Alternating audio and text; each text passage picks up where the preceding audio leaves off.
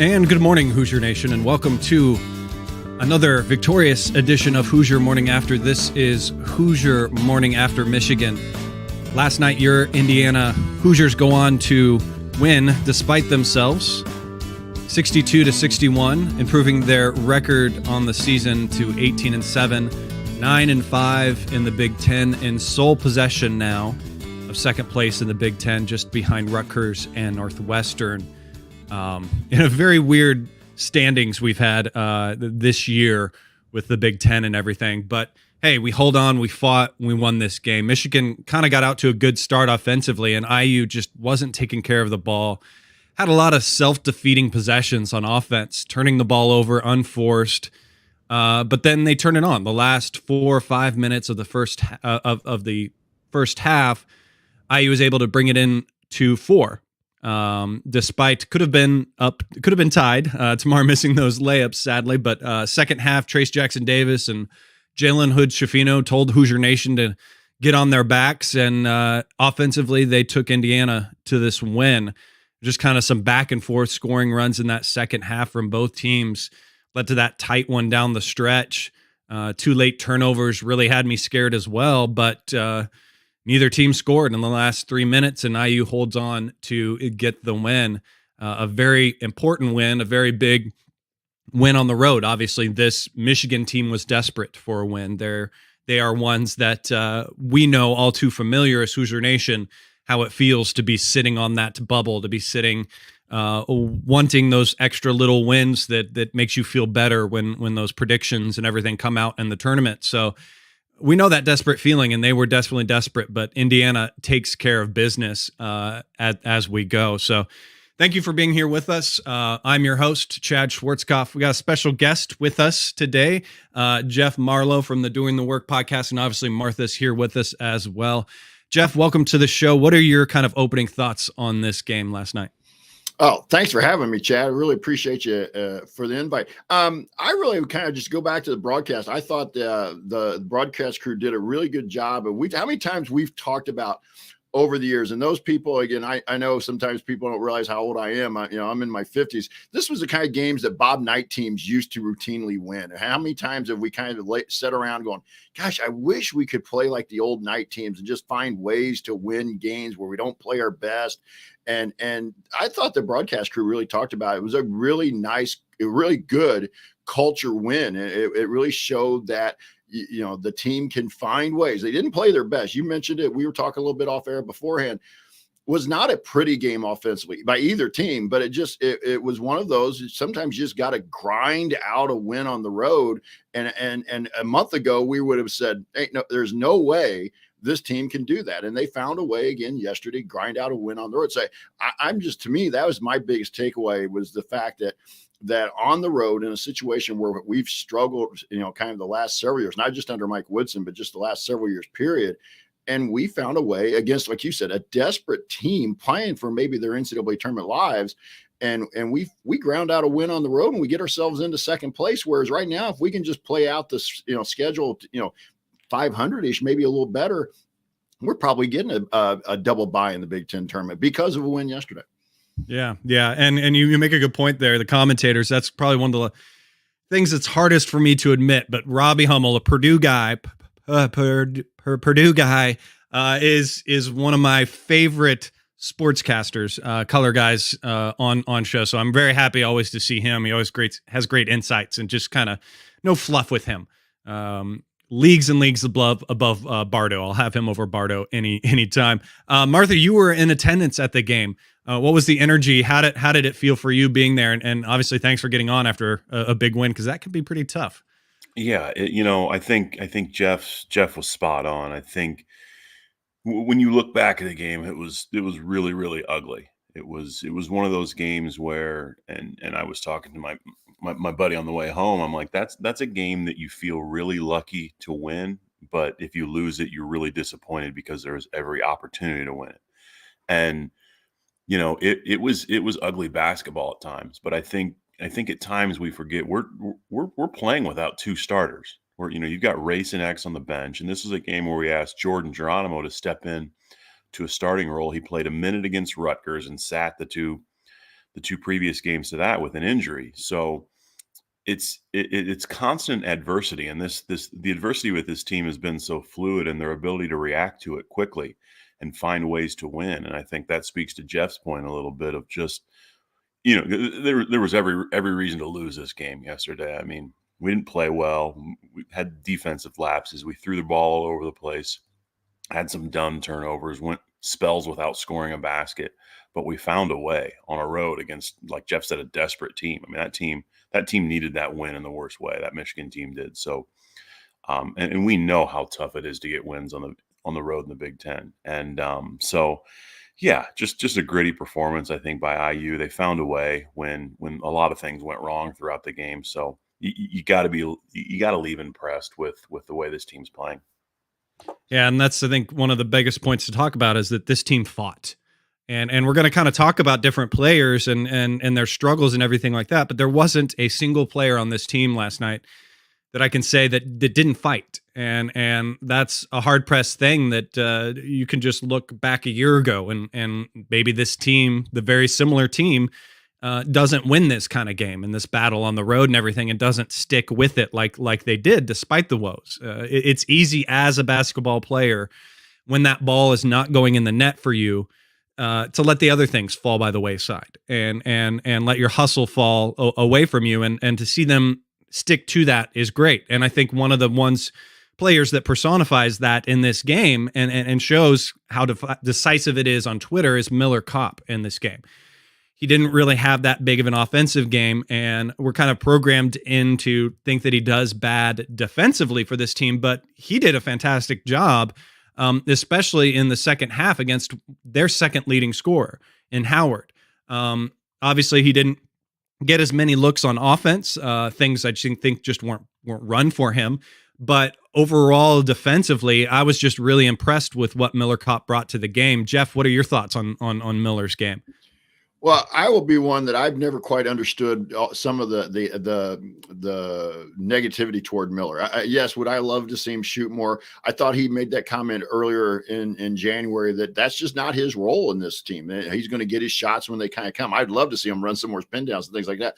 But yesterday, I thought Miller really, and you mentioned it, Chad, there were a couple times I was watching, I was like, we're going to match him up on Howard. And I just thought that was a tough matchup for him from an athleticism standpoint. But Miller really did a good job, and I hope I'm not step on toes here on the show because I love the show and stuff. But that last possession, how many times, especially before this 7-8 games, where we would have left a 3-point shooter wide open on the arc, and Miller got out there and he took that space away and made a really tough shot for Howard there at the end. It ended up being an air ball. But again, I thought Miller's defense yesterday was solid. He came up with a couple of really key rebounds down the stretch there in that under 5 minutes on. So I thought Miller played. It may have not shown up in the stat comment. As a coach, sometimes I think we'll tend to look at things a little more eye test and see things that don't show up in the StatCom. Yeah, it didn't always show up in StatCom yesterday, but I thought Miller played a really, really solid game for the Hoosiers yesterday. Yeah, he was. And anything, what do you think about Martha? Anything you kind of noticed there being live from Miller's game? Yeah, I think, despite, I think it was a tough cover for him in the first half on Jet Howard. All that said, though, Jet Howard knocked down some really tough shots in Miller's face. It wasn't a lack of effort or being in the wrong position. He just knocked down some tough shots in his face.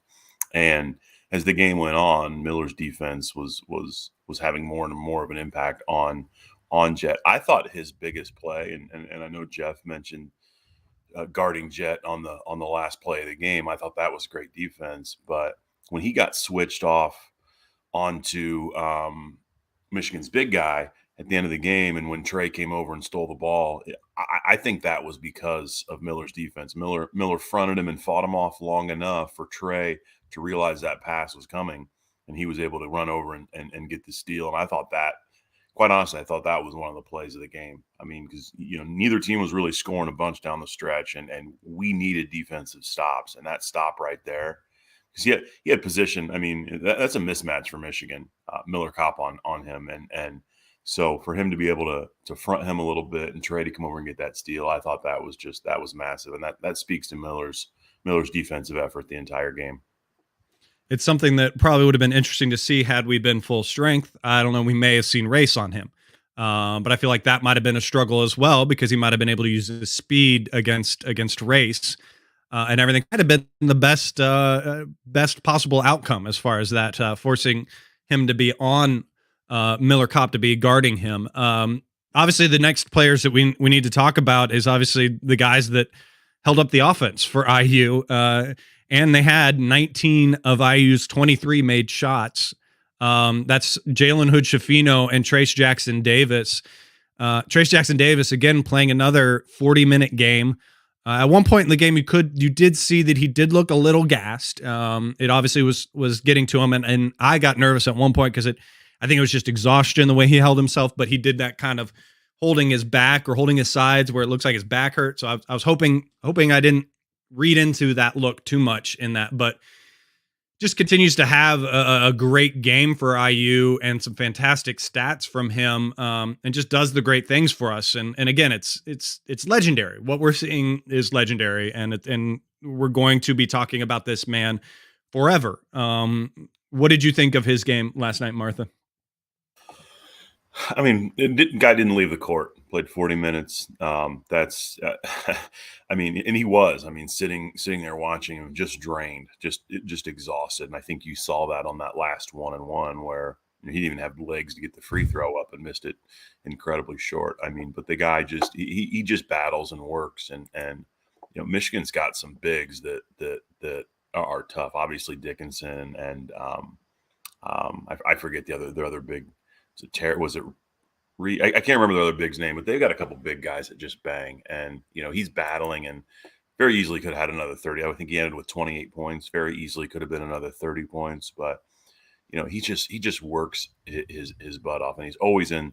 They're kind of getting that. We saw it towards the end of last year. Jalen Hood-Schifino and Trace are getting this almost this pick and roll system set up where he's setting that high ball screen and rolling to the basket. And it's what we saw last year when X and Trey started running it down the stretch when we started getting hot towards the end of the season. But he just works, man. There's not enough you can say about him. And to your point, a guy that he will, if he's not already, we'll remember him as a legend. And as time passes on, I think that will just grow because he's just such a joy to watch.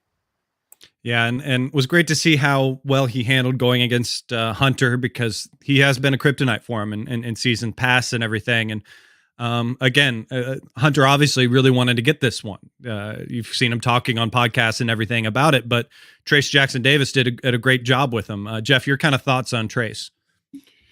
I don't know if I have the words that can describe what he's doing right now. And just except yesterday was workmanlike. There are games that Trace has played where we just been, wow, he just is such an incredible athlete, such an incredibly gifted player.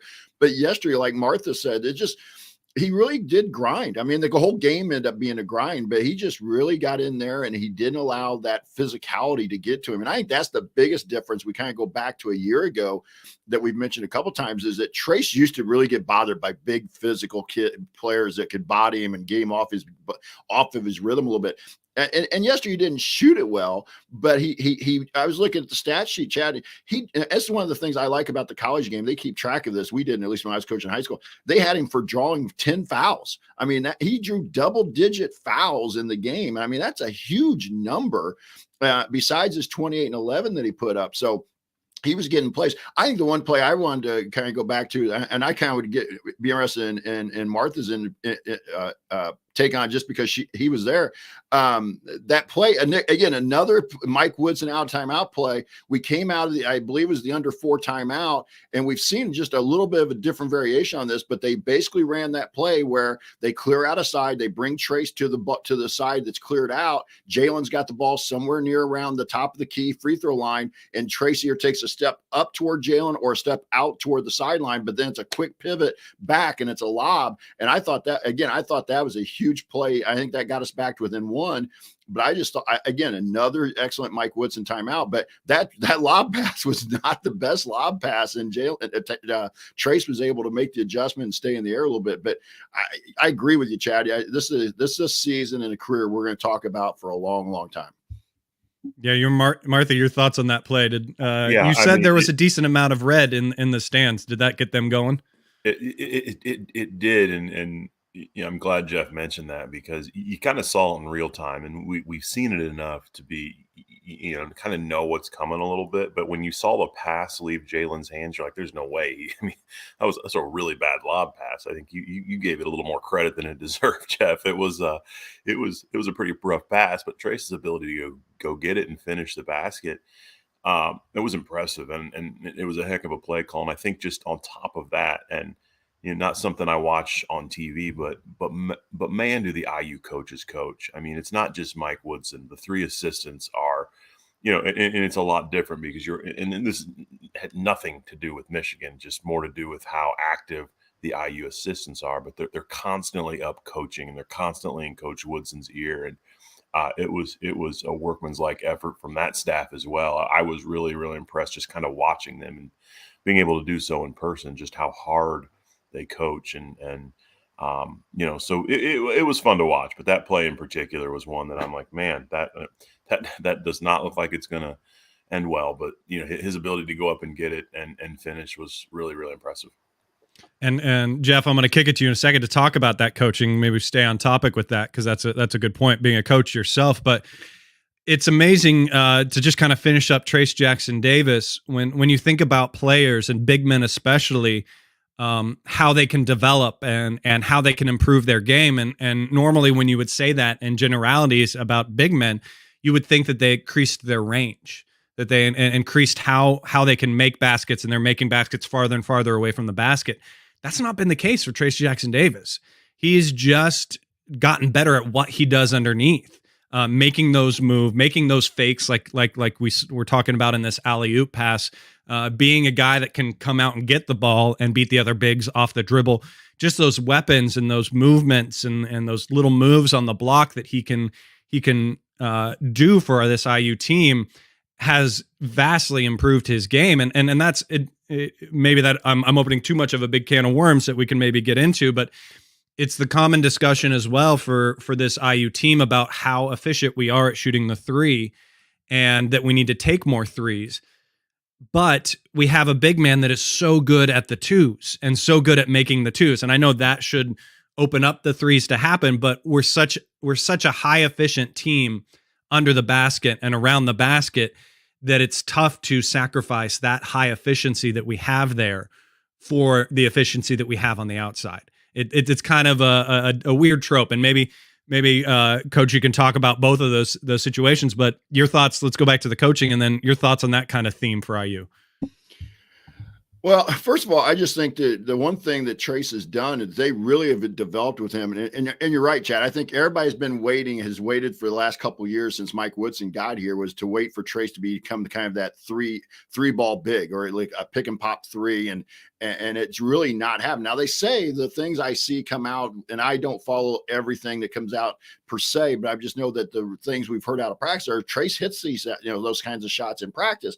I think it's partially a comfort level. Kind of go back. We didn't, they always said Cody was one of the better shooters in practice, but Cody didn't shoot many threes either. I think the thing that really impresses me about Trace and his development, and I think this is where Mike Woodson has played a big role, is when you see, and they finally got to this a little bit last year, and at times this year we went away from it, but they've gotten back to it now in this stretch here where we've played really well, is they're getting Trace the ball away from the block more often. And that's a little bit more of, to me, I think that's more of an NBA concept. You get your big, the ball away, and then you can kind of see where the double's coming from. And it also, because Trace has improved his handle, he can either go past somebody with the dribble, or he can back it down and then make a good decision with the pass. The other thing I think they've done a nice job with him, I think back to his freshman, sophomore year, he pretty much was just athleticism. Now his footwork is so much better. He'll work, he'll make a jab step, or he'll step through and then come back the other way to get to the shot that he wants. And and to me, that's all about footwork, which I think is an undervalued part of the game, period, anymore in the footwork side of it. The other part I wanted to kind of go back to talking about is that Martha brought up. They really, I thought, did a good job on the broadcast of showing that yesterday, Martha, that they showed and Kenya and Brian Walsh really working with the players, especially coming out of timeouts, giving them just some extra pointers, some extra things they wanted them to work on or watch for. And I thought that was really good overall staff coaching. Back to the other part about the efficiency, Chad. I think that's one that I'm one of those that would like to see us shoot a few more threes, because that's kind of my DNA in coaching as well. But we only shot 6 yesterday, and we still won, and we still found a way to win. And I didn't think we forced very many threes yesterday. We took what was there. And the other part of that, I'll go back to this, and I'm going to be, again, showing my age here. And I know the game has changed, but Bob Knight teams made a living out of shooting 12 to 15-foot jump shots like Jalen Hood-Schifino does against the drop coverage. I've never quite understood why people think a shot that goes in is a bad shot. If you can hit that shot at a 45, 50% rate in this day and age, I'm not sure that's a bad shot, but everybody has kind of bought into that narrative that, oh, it's a bad shot because it's not a layup or a three. So, but I really do like the way the offense has started to evolve here. And I would like to see Miller especially get more opportunities, but I can't complain right now about too much about what I'm seeing on the offensive end. Yeah, and to clarify that, in my mind, it's not. I think it's more of a situation of I don't want to see Indiana saying being formulaic with it, saying we need to shoot 12. We need to at least have 12 3 attempts a game. I don't like it set like that, but I think that what IU just needs to do is shoot the number that allows in the flow of the game. Because you play a 2-man game like what it started to open up and be in the second half of this game, and the other team is going to adjust and play to that. And what Trace has been so good at this year over a lot of things is his assists. Again, he's high up there in the Big Ten on assist rate, so he is great at finding those 3-point shooters that are open, because and that's within the flow of the game. I don't think that flow was there necessarily in this game. I tweeted out at one point where the 2-man game was working and looked for the 3-point shot to open up, and I don't think it did. They really stayed at home. They weren't really doubling Trace much at all in this game, because Hunter was doing a pretty good job, and their other center was doing a pretty good job against Trace. But again, shifting and kind of keeping it with the players, the other one to talk about, obviously, in that 2-man group is Jalen Hood-Schifino, this freshman that continues to just impress and grow up in front of us, and it ends up with 21 points, makes all of his free throws, which you love to see as an Indiana fan, 4 rebounds, 5 assists, 6 turnovers. Those turnovers, again, are probably the one blemish you see on that. You don't like really seeing that in this game, but he did a good job orchestrating everything for this team, getting things moving and everything. And for me, just continues to be that player that I'm so excited for him to have some relief, for X to be back. I just, those two together just gets me so excited. That's a rabbit hole we could be talking about hours for. But Martha, talk about what did you see out of Jalen last night? Yeah, I thought in when you look back, to me, it was kind of a quiet 21 points. He had a hot start to the game, was getting to the basket, was knocking down some of those jumpers, but then, got in foul trouble with those 2 fouls and had to sit for a little while, and came back in the second half. And while he was getting some buckets, he started missing some of his mid-range jumpers, but his ability to get the ball to Trace and find Trace and to your point, work on that 2-man game, I think is all the difference. Because right now with you look at who's not playing, and you look at our offensive options, and with Tamar's struggles, and we don't have many offensive options when it comes down to it. So their ability to create as well as they do, I think, is massive. I think the way both Trace and Jalen have stepped up offensively and worked together, I think, is all the difference for this team right now. And until we can get X back and hopefully Race consistently healthy. So again, just for a freshman with his skill set to be able to go on the road in the Big Ten and have that type of impact, I just think it's we're hot at the right time and excited to see if we can keep it going. Yeah. Jeff, your thoughts on Jalen? Just trying to enjoy him for as long as we can. I hope he sticks around for another year, but I'm just trying to enjoy it. And I would say that I was one that I really thought that coming into the season, Jalen would be a little more maybe off the ball, because we thought we were going to have X. I mean, obviously, but for him to make the adjustment, I think that was one of those that I think it took Jalen a few games to understood what his role really was now, in terms of not only to be a scorer, but he also has to be somebody who can distribute the ball. And I think that he's learning. He still has some, times when I think he rushes some shots in the offense, in terms of maybe comes down one-on-one, or just will fire up a quick one. But he's really come a long way in this last 6 weeks in terms of, in my opinion, of his decision making. Yeah, he had turnovers, but I can live with my point guard having a few. Six I don't like, but I really just been impressed with the way Jalen's developed, and you're starting to see a leadership out of him. One thing I don't want to ramble on, just this team collectively. I love watching this team when they get in a huddle on a dead ball or coming out of a timeout before the play goes back, and you see more of them talking. Before it was kind of a one-person talk. Now they're all engaged, and you see Jalen doing a lot of that talking as well. Yeah, and those two guys light it up. And as we've said, for this IU team, they're going to get theirs, and there's always going to be two guys that kind of fire up. And for IU to win, it's got to be that third contributor. And despite that wasn't there last night, the other guards struggled in this one. Trey and Tamar just really didn't have the offensive game we want. That's not to say they didn't fight on both ends and do what they could, but it's just weird. And I think the biggest conundrum amongst those two continues to be Tamar. He struggles, and Greg found in the chat some great stats there. Greg saying that Tamar has 135 points at home and 28 on the road, 50% shooting versus 21% shooting. That's tough. That's a tough stat to see. And if you watch the Assembly Call post-game show, they were going into depth talking about how what I think is a good game plan to try to counteract some of that on the road, at least, is I would compare Tamar to kind of like a high-end sports car. He's got the potential to go really fast, but the starter just doesn't quite work on it, and you need to get something for him. You need to let him see that basket go in, and that was what was kind of said in Assembly Call last night, was that they'd like to see IU run something for him when he first gets in. Let him see that ball go into the net.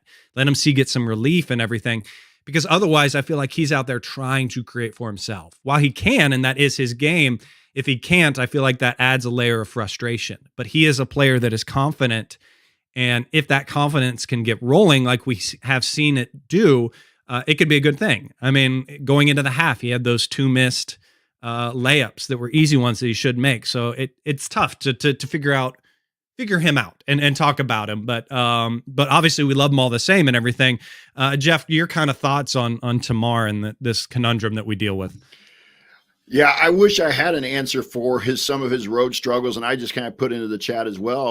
I mean, it may not be as pronounced, but Trey has some of the same issues on the road as well. But I just think yesterday we have a different narrative, though, if Tamar hits the 2 layups and the one layup, I can't remember if it was the first or second one there in that last minute or so of the first half, that I thought he got too worried about trying to draw the foul, or he thought contact was coming. And I always wanted to tell kids, just don't worry about the contact. If you get fouled, you're going to get fouled. Keep your focus where it needs to be, and just finish the play, whether you get the call or not. And then I thought he rushed a couple in that last 3-4 minutes when he was out there. I really thought he took a couple of bad shots, and I'm not trying to be overly critical of a player, a teenager, but we could have got better shots than what the 2 he put up. And I really thought Mike Woodson did a nice job to go ahead and pull him at that point. But I don't have any explanation other than just some players have a comfort for being in that gym that they shoot in, day out, compared to being out on the road. Is his daughter at away games? Maybe she's just at home games. Maybe we need to make sure Leilani gets to all these road games as well. Let's get some sitters. Let's get some fellow help. Martha, can you get in there? Can you wet nurse some? Put the mop down and do some wet nursing. Let's get Leilani on these home games. But your thoughts on Tamar? Whatever it takes. I'll I'd be happy to babysit. But yeah, I think spot on assessment. I think from Jeff, everything just seems forced with Tamar right now, and the layups, the missed layups aside, even the couple jumpers he took off balance, forced, and goes back to kind of letting the offense come to him. But I think Chad, you talking about what the assembly call guys mentioned last night is trying to run a set for him to get him some confidence. That's the game coming to him, right? And I think that's where Tamar is at his best. And those layups, man, even in the crowd, I was like, I almost pulled out my phone to tweet myself, and I'm like, you know what? I'm sure the entire fan base has me covered because this, and it's again, and it's tough, right? Because you want to see him succeed. We've seen him succeed, and we know what he's capable of. But he, I don't want to use the word liability because it's not. But Jeff said it. It's a different narrative if he makes those two layups, and those misses they're starting to add up a little bit. He's put up you look at the last 10 games, I think he's went scoreless 4 or 5 of them, and maybe even had a couple games of 2 and 3 points, and that's just. I mean, Tamar needs to be averaging around 10 points. He's got that skill set, especially with the guys we're missing. So, and we've talked a lot about it, Chad. Is this who Tamar is? Is this, maybe this is just, maybe he is just this streaky. I don't know, but I like the idea of trying to run some things to get him going, to gain some confidence. You wonder how much of it's mental, right? You miss that first shot, and do you reel from there, right? But yeah, we're gonna need him. We're gonna need him down the stretch. We certainly are, and you never know what's gonna happen with injuries. So hopefully he can gain some confidence here down the stretch, and we can get that good Tamar back. And again, it's not for a lack of effort. We all know and we all see the reports that he is in the gym constantly, working hard and everything like that. And from having a daughter, we all know his mental status is in the right space, as we've heard in different interviews, some of the interviews that Jared has done with him, that he is a focused kid. He's a lot more focused than a lot of us were in college and everything. So I think equally, maybe that adds on top of it all and makes it equally frustrating for us, because we know that potential is there. We know that skill set is there, and why we struggle to talk about it and find answers for it is equally why it's maddening for us. But it's something that this IU team needs. And I think it also equally obviously comes down to the larger narrative of some of the struggles of this team. And one of the biggest negatives, and that's this just consistency overall for this team.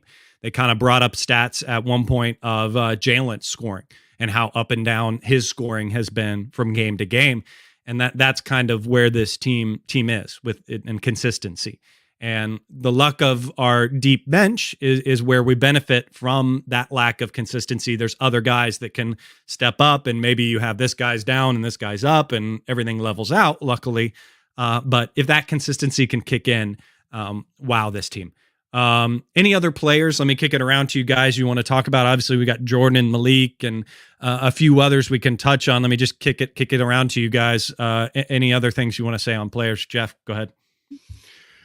No, the only thing I was going to point out is, Chad, that we were talking about the two guys we talked about, that the rest of the team only had 15 shots. So I think the players at least recognize that, hey, these guys are playing well. Let's not force a ton of stuff. Let's get them the ball and run some stuff for them, which we tend to do anyway. But I really just was going to mention that you're talking about the maybe inconsistency of the supporting cast, but I kind of look at it as the way that the beauty of this team is becoming that it doesn't matter who that third guy is. Next guy up, or if Miller doesn't have tonight, Trey will have it. If Trey doesn't have it, then Tamar has a good game. If Tamar's not having a good game, it's Malik. So really, I think the beauty of this team has really come into the fact that yes, I would love more consistency. Don't get me wrong, but I really like the way the mentality is. Somebody's going to make a play. It doesn't matter. Like I think Martha talked about earlier. Miller's defensive possession against Dickinson down the stretch, and then Trey being in the right spot. Just make plays. And I think that's the beauty of what this team has really come around to since the Penn State game. Don't worry about who gets the headlines. Don't worry about who's necessarily getting the points every night. Just make plays to help us win, and everything else will take care of itself. Yeah. Any other players you want to talk about, Martha, before we kind of kick it to numbers? I think Jeff hit the nail on the head. And while we may not see big results in the box scores, guys are making plays, and I thought there was even a spell, and it didn't end in a basket, but Jordan Geronimo fought for two rebounds to get us a chance. And it was when the game was really tight. But he battled for a couple of rebounds, and it's just plays like that. And boy, does Malik get a tough whistle. I mean, seeing that in person, man, it's either he gets over to help a little bit, or he gets out of position a little bit. But man, he'll play straight up, and he gets called for a lot of, and there might be a little body contact, but some of the fouls he gets called for are, I don't know if it's because he's a freshman or if he's, just his size, but man, that was one thing I noticed watching it in person was he gets a really, really tough whistle. And, but all that said, he continues to battle. When Michigan went double bigs for a while, he came in and battled and, so those are a couple things I noticed. You're not going to see a lot of Malik and Jordan on the box score, but they certainly impacted the game respectfully. And the chat kind of brings up something I didn't have in my notes that I do want to bring up before we go to numbers and everything. IU had John. Thanks for bringing it up first. IU had a very short bench last night, only playing 7, and Coach even mentioned in the post game show. When it was kind of asked, we didn't see CJ or Banks in there at all.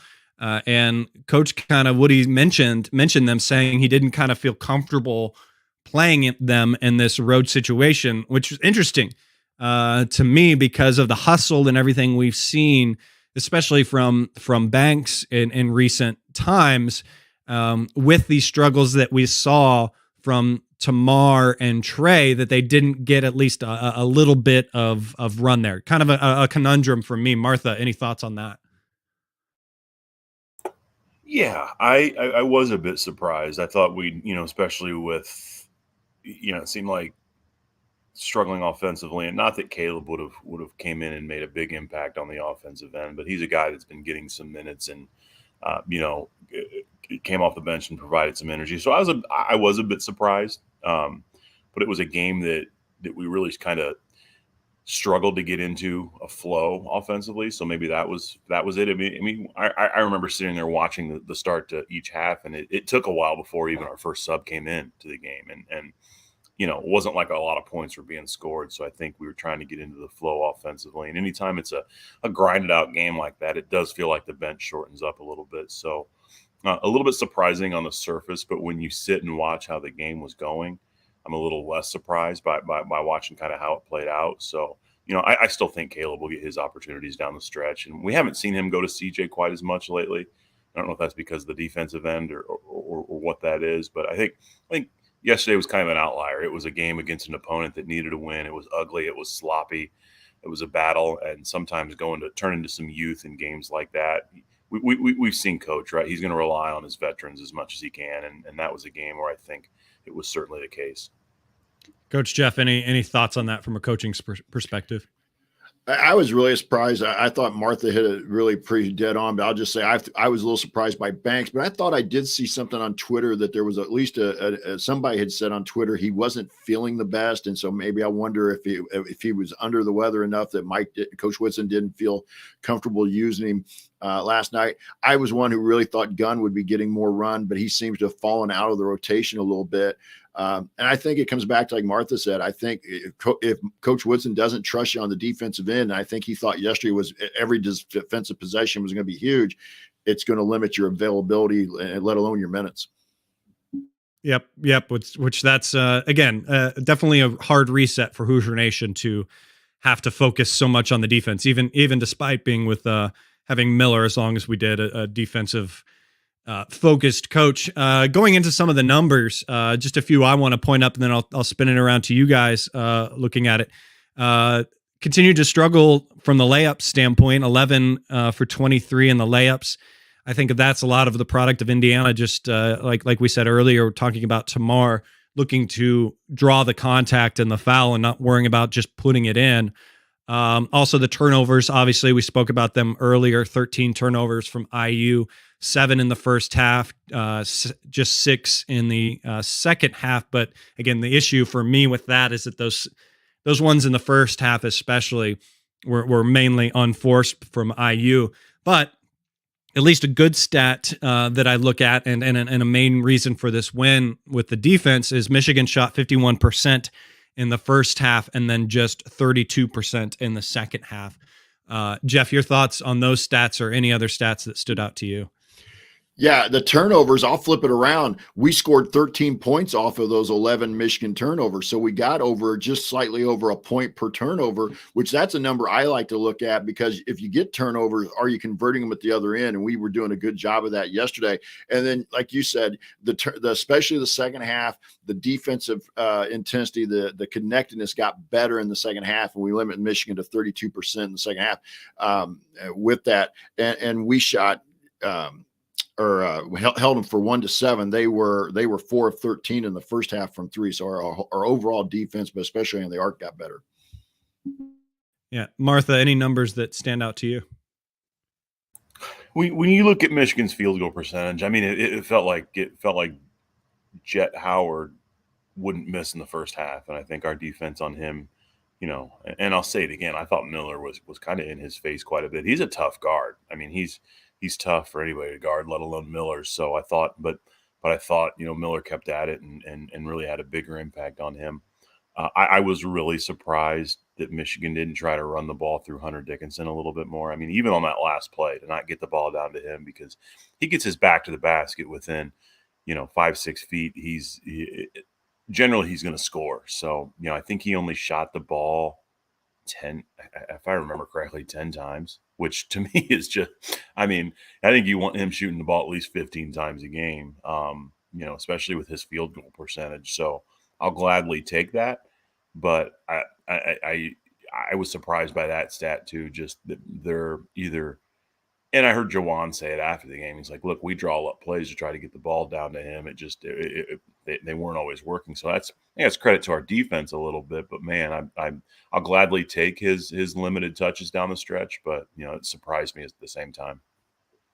Yep. And moving past those and kind of looking forward with this IU team, we have Northwestern up next. That is the Wednesday game at 9 p.m., very late game. At Northwestern, obviously, that's a revenge game for the Hoosiers. That was the game that we lost at home to them by 1 point, 84-83, and right in the middle of that 3-game losing streak that we have. We're a very different team. We should be able to handle that. Obviously, between these two road games that we have, this Michigan and Northwestern game, I thought we'd maybe split those, and so hoping that we can continue. We can see the offense kick up a little bit more. Then we have Illinois, Michigan State, Purdue, Iowa, and Michigan again to finish up. Looking ahead in the schedule, what do you guys see for this IU team and how things kind of match up? Martha, I'll go to you first. Well, when you look at, you kind of look at this block, right? This pocket of 4 out of 5 road games, and you start looking at scenarios, and obviously we know how tough it is to win on the road in the Big Ten. It's just it's not an easy ask. So when you start talking about the ability to split, back-to-back road games, I think that's where you start. But now we're in the position where, I would love nothing more than to see Northwestern upset Purdue today, and then come out and lay an egg against us. I think that's kind of a best case scenario. For obvious reasons, right? I mean, that list is find a wishing star, find a wishing bone, find everything you can, Martha, and let's get that. But they're tough though. Northwestern is, they've had some, one at Wisconsin. They're having a solid season.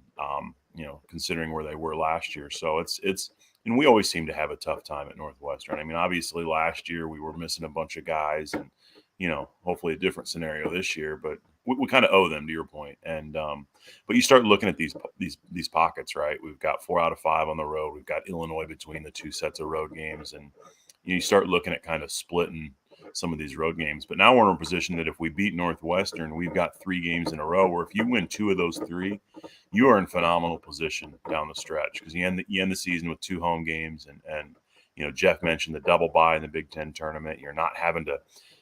How nice is it not to be sitting on the bubble in February, right? I mean, we're feeling pretty good right now, and this is the first time since maybe 2016 where, we aren't, breaking down where we're at on the bubble and having concerns, and so it's a nice spot to be, right? But you can't let your foot off the gas, because this team has a lot of tough opponents down the stretch, and all they'll do is be able to continue. It's opportunity, right, to continue to put yourself in a better position come tournament time. So really, really exciting times.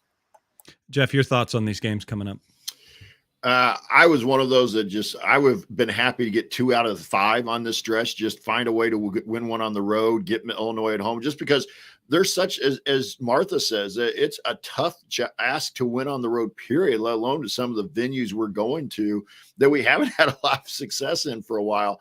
But I will say this about Northwestern, and you guys can maybe disagree, but I'm not sure there's a team in the Big Ten that hasn't benefited from maybe the extra COVID year than Northwestern right now. They've got some, and I know they lost some guys at the beginning of the year, but you look at Bowie and Adige and some of those guys that have been around for a while that, that may not still be here if they hadn't gotten the extra COVID year. So I think Chris Collins has done a really nice job. Big game, but I think I agree with Martha. Now all of a sudden you're looking, man, get these first 2 on the road, get Illinois at home. It really does it will allow you to separate out a little bit in that race in the Big Ten. And as Martha said, find somebody else that can beat Purdue besides us and perhaps Rutgers. I'm really excited about this game. And another one that also intrigues me is just I watched them the other night. I'm trying to remember who they beat on the road the other night, but the Barnheiser kid is from Lafayette up here near me. And I watched him a couple times in school, just kind of the quintessential Indiana high school kid, smart, savvy, make shots. And so I hope a kid like that doesn't come back to haunt us on Wednesday night at Northwestern. But you got a chance now. You really have a chance to make, like Martha said, to move yourself into a nice position, not only for the Big Ten tournament, but for the NCAA tournament, if you can get a couple more of these games here in the stretch. Yeah. And I now want to shift and everything. Having Jeff on with us puts us in a unique position and everything. Those that don't know what Jeff does, mainly Jeff is co-host with Kathy of the Doing the Work podcast for our women's team. The women's team obviously cooking like crazy, selling out Assembly Hall, doing some great things for this program and everything, and just getting all of Hoosier Nation excited and everyone's heads turning. And just what a great time to be an Indiana basketball fan overall, both sides of the ball. For this Indiana. Jeff, go into just kind of talk about your podcast, where the women stand now, how the rest of the schedule lines out, the games coming up. Talk about it. Thanks, Chad, for having me on to begin with, and appreciate being here and a chance to talk about Doing the Work. Yeah, my co-host Kathy Amos and I started the Doing the Work podcast about a year and a half ago. It kind of started out of a chat on an Assembly Call episode. We were just kind of like, hey, maybe we got to do a post-game show for the women, and we started a little late. We didn't get started during the beginning of the season. We started, the first one we did was North Carolina State, because that was that huge rematch game coming out of the NCAA tournament the year before, and so pretty much we started doing the Doing the Work podcast. We named it because Terry Morin's phrase is "do the work." Yeah, and so that's kind of her motto with the women's team and such. But we pretty much are on every night live after the post game with a post game show. You can find us on here on we have a YouTube version of it. You can Google it or search for us on the YouTube, and also on your favorite podcast streaming place. Just search Doing the Work. We're on Twitter with Doing the Work as well. So places you can find us and listen in. We really appreciate everybody who's been there. We obviously, the women are having a great season, and talking about having some veterans. Grace Berger, who missed some games earlier this year because of a knee, similar to Ray's, very similar knee injury, has come back, but she's really kind of that glue person with this team. She's that player that they're going to put the ball in her hands when it's crunch time. But Mackenzie Holmes has had a fabulous season, very similar to Trace. She's putting up huge numbers, 20 plus points every night. Most nights it's around 10 or 11 rebounds. She should be in the player of the year conversation, both in the Big Ten and nationally, but Caitlin Clark of Iowa tends to overshadow everybody in that conversation right now. Even to a kid like Boston down South Carolina, who should really be in the conversation, and probably is, but just doesn't get near the notoriety.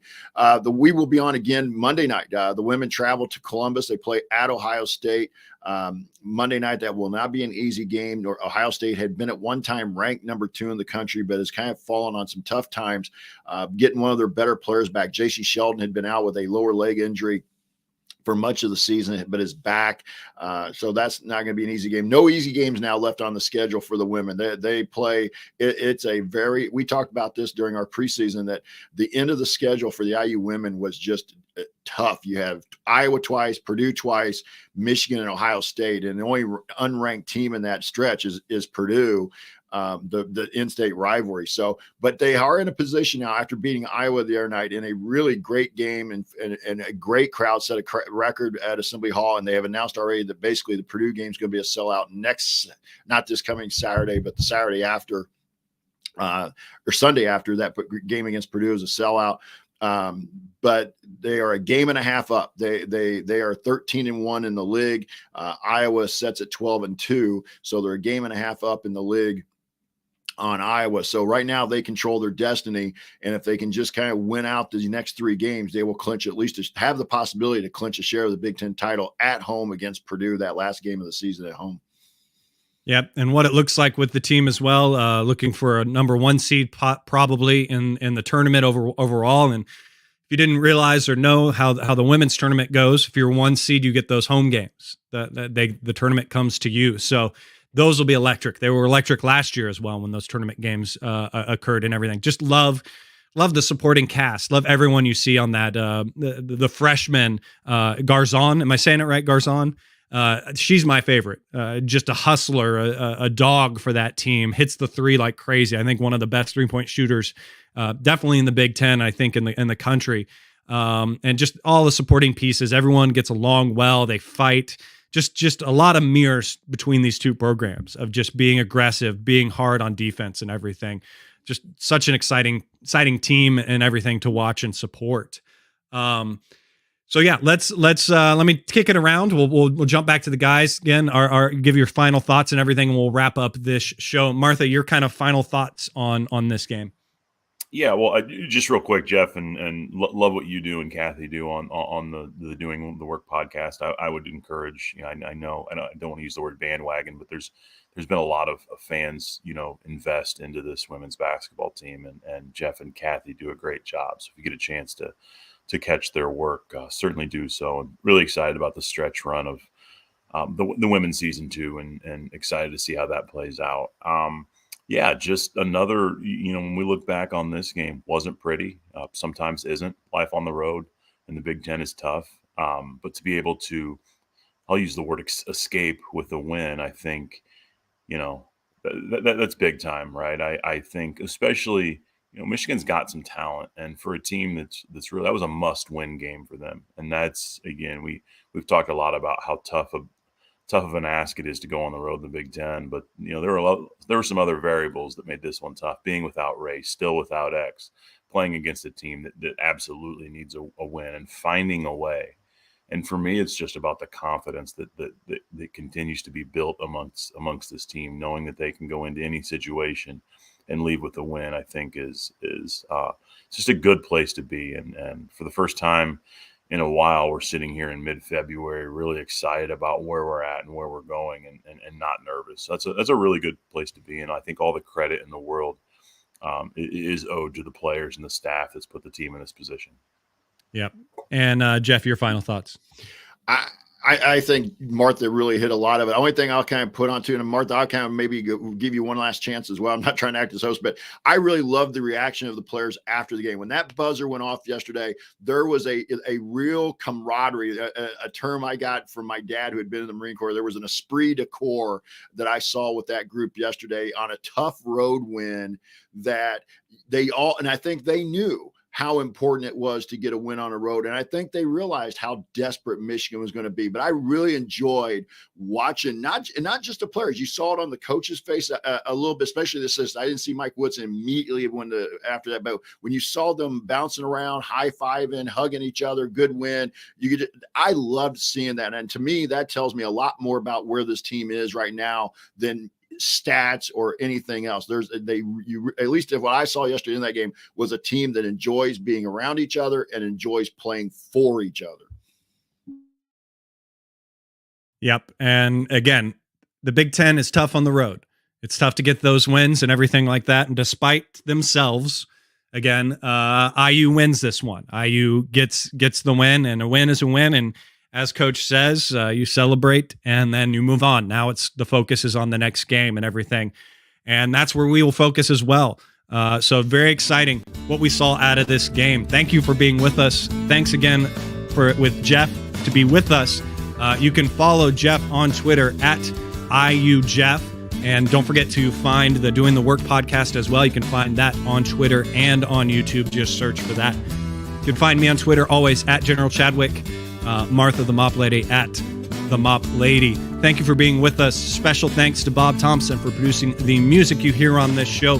We will be back with you the morning after the next game, that very late game. But until then, guys, as always, go out there, have yourself a wonderful day, and let's go Hoosiers.